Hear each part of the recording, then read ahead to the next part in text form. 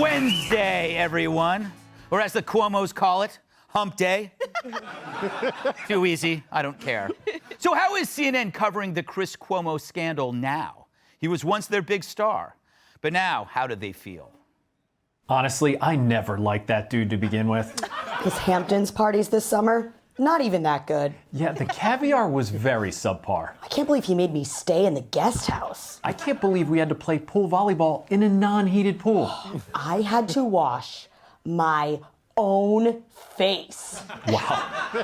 Wow. I mean, we're still going back next year, though, right? Oh, yeah, definitely. Cool. All right. Nicely done. On Tuesday, Anderson Cooper did address the suspension.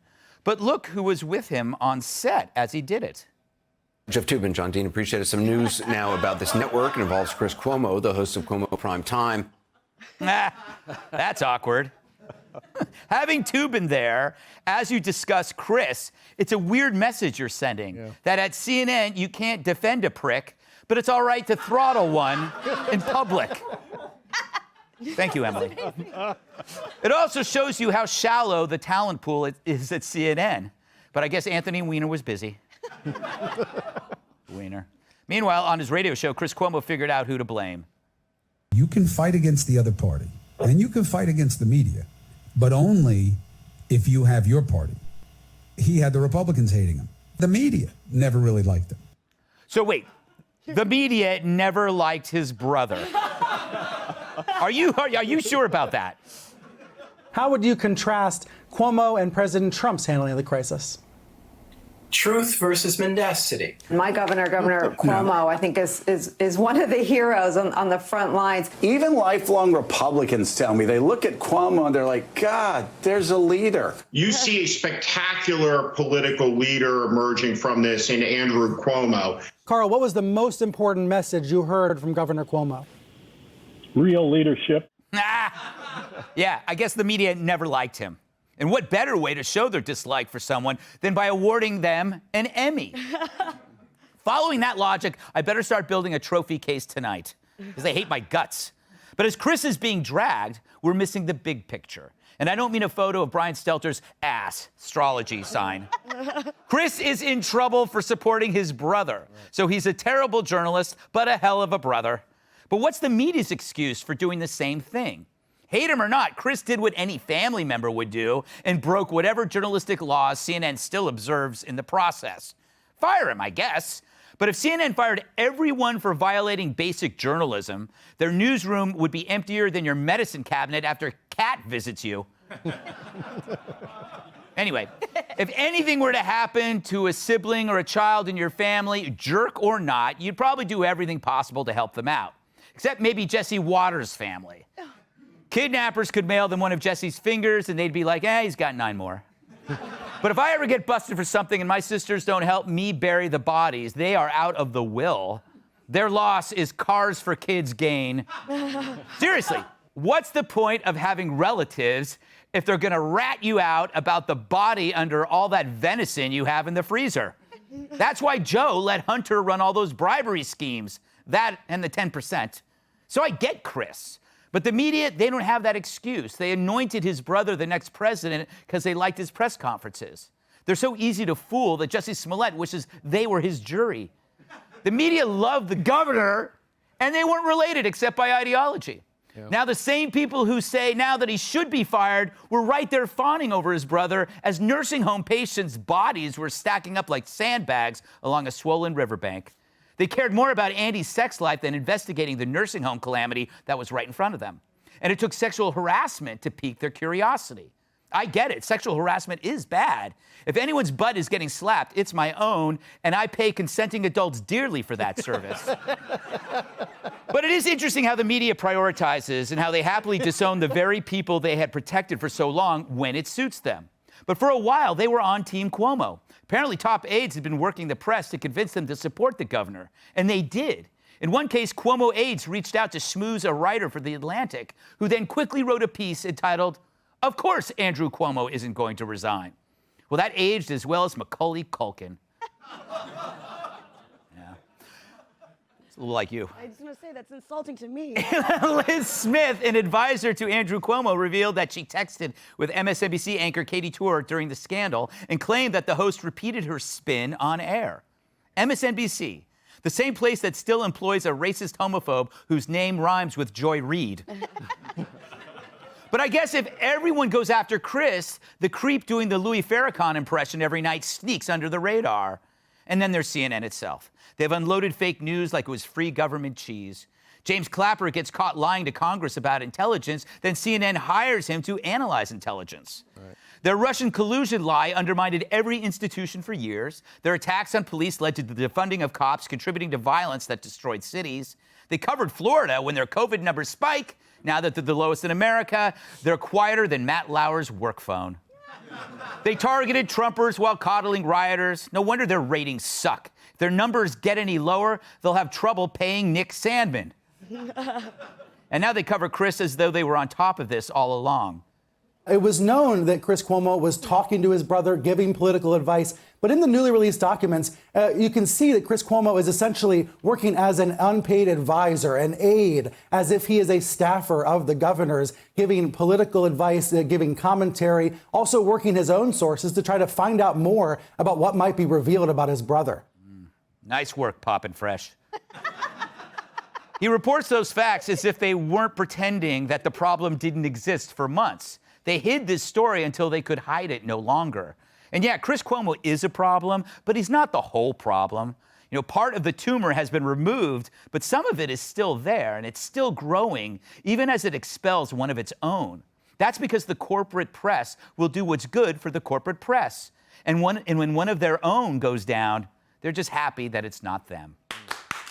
Let's welcome tonight's guests. He's so anti-woke, he sleepwalks 24/7. Author and philosopher, Peter Boghossian. Later, this former cheerleader will turn this panel into a human pyramid. Outnumbered co-host Emily Campagno.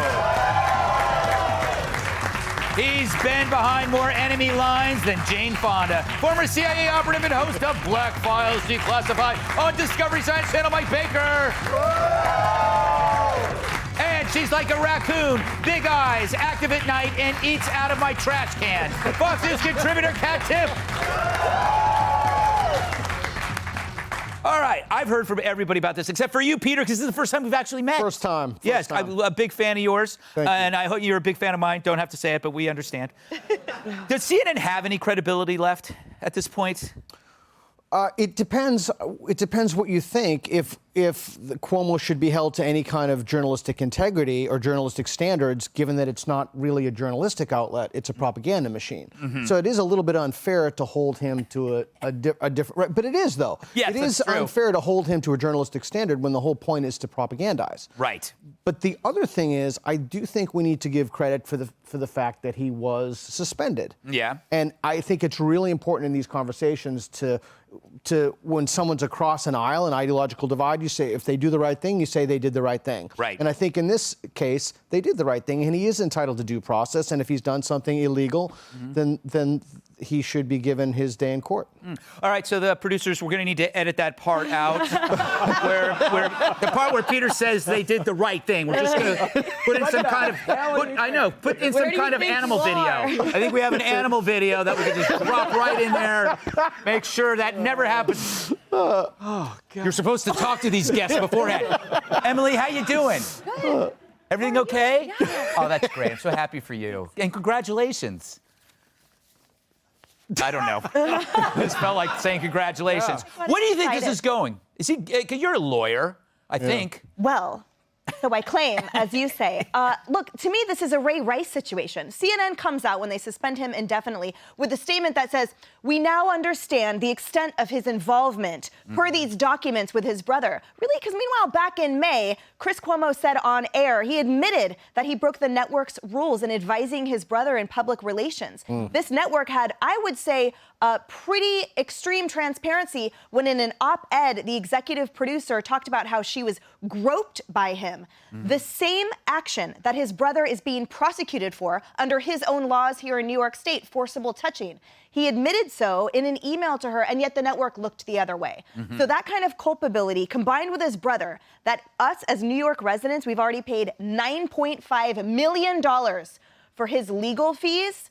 Chris Cuomo, to me, is just another fly in the ointment. But to your point, I mean, I think that's generous of you to want to extend to him due process. I think at this point, we should just vigilante justice him. Get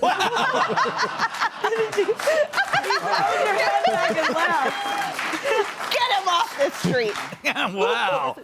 I like this kind of Emily Campagna. Yeah. Who knew?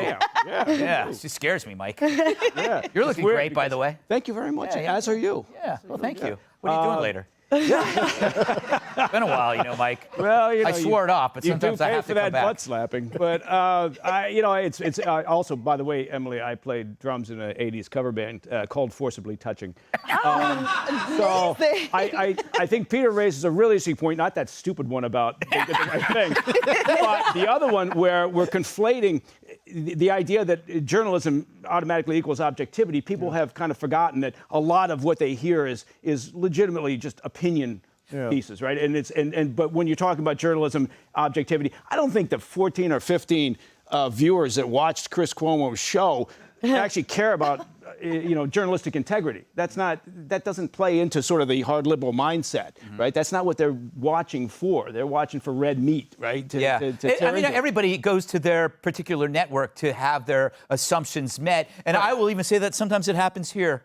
But not with this show. Well, not here. Never. No, it never. doesn't happen never here.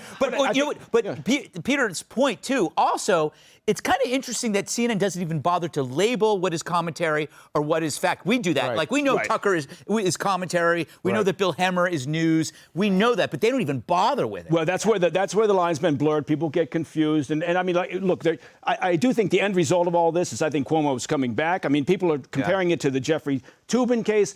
I think it's actually different strokes for different folks. I don't get it. He's been waiting to say that all day. I've been waiting all day long. I don't get it. Thank you. I don't get it. Okay. Oh, it's because he furiously masturbated. He furiously masturbated. Yeah, exactly. Right. Yeah, got it. Yeah. Sometimes I'm a little slow. Yeah. Exactly. Yeah, we were talking about It's going to be interesting, Kat. Like, if he doesn't come back, that means both brothers are out of work. They should open up an Italian restaurant where they can serve fettuccine Alfredo. I got that off. Say that out there. I've been saving that up since my friend texted to me. I got to tell you, that's almost as good as my joke. Yeah. All right, great.